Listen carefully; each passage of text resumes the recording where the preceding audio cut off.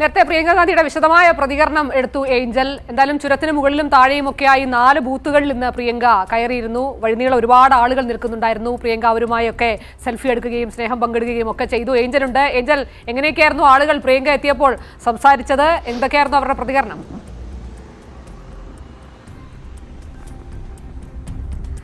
വിനു, ശാലിനി, നമ്മൾ രാഹുലിന്റെ നിന്ന് വ്യത്യസ്തമായ പ്രചാരണമാണ് തുടക്കം മുതൽ തന്നെ പ്രിയങ്കയിൽ കാണുന്നത്. ഈ കൊട്ടിക്കലാശ ദിനം പ്രിയങ്ക വയനാട്ടിലുണ്ടായിരുന്നു. അതോടൊപ്പം തന്നെ നിശബ്ദ പ്രചാരണ ദിനം വയനാട്ടിലുണ്ടായിരുന്നു. എന്തായാലും ഈ വോട്ടെടുപ്പ് ദിനവും പ്രിയങ്കയുടെ സ്റ്റൈലിൽ തന്നെയാണ് ബൂത്തുകളിലേക്ക് എത്തിയത്. 4 ബൂത്തുകളിലേക്ക് പ്രിയങ്ക എത്തി. കൽപ്പറ്റയിലും വൈത്തിരിയിലുമായി ചുരത്തിന് മുകളിലെ ബൂത്തുകളിലേക്ക് എത്തി.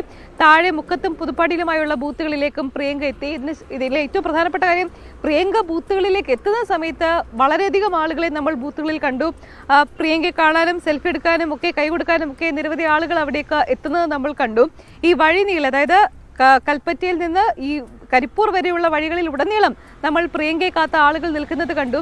അവരോടൊക്കെ സംസാരിച്ച് സെൽഫി എടുത്ത് സ്നേഹാന്വേഷണമൊക്കെ നടത്തിയാണ് പ്രിയങ്ക മടങ്ങിയത്. ഇതിൽ പ്രിയങ്ക എടുത്തു പറയുന്ന കാര്യം, വളരെയധികം ആത്മവിശ്വാസം തന്നെ പ്രിയങ്ക പ്രകടിപ്പിക്കുന്നുണ്ട്. ഒപ്പം തന്നെ ഭൂരിപക്ഷത്തിന്റെ കാര്യത്തിൽ, പോളിംഗ് ശതമാനത്തിന്റെ കാര്യത്തിലൊക്കെ അത് കണ്ടറിയാം, അത് കാര്യമാക്കുന്നില്ല എന്നുള്ളതാണ് പ്രിയങ്ക സൂചിപ്പിക്കുന്നത്.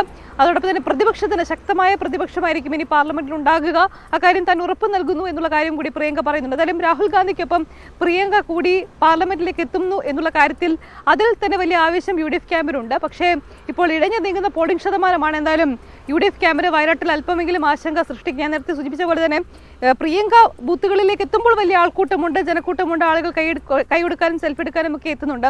അതിനുശേഷം പലയിടങ്ങളിലും ആളുകൾ എത്തുന്നില്ല എന്നുള്ളതാണ് നിലവിൽ വയനാട്ടിലും മലപ്പുറത്തും കോഴിക്കോടും ഒക്കെയുള്ള ബൂത്തുകളിൽ നമ്മൾ കാണുന്നത്. എന്തായാലും ഇനി ഉച്ചയ്ക്ക് ശേഷം വയനാട്ടിലെ പോളിംഗ് ശതമാനം ഉയരുമെന്നുള്ള പ്രതീക്ഷ UDF ക്യാമ്പിനുണ്ട്. അങ്ങനെയെങ്കിൽ മാത്രമേ അവർ ആഗ്രഹിക്കുന്ന ഒരു ഭൂരിപക്ഷത്തിലേക്ക് കാര്യങ്ങൾ എത്തും. എന്തായാലും ഉറച്ച ആത്മവിശ്വാസം പ്രകടിപ്പിച്ചാണ് പ്രിയങ്ക മടങ്ങിയത്. ഫലപ്രഖ്യാപനത്തിന് പിന്നാലെ വീണ്ടും പ്രിയങ്ക മടങ്ങിയെത്തും. എന്തായാലും വിജയാഘോഷം വയനാട്ടിൽ ഉണ്ടാകുമെന്ന് ഉറപ്പിച്ചാണ് പ്രിയങ്കയുടെ മടക്കം. വിനു, ശാലിനി.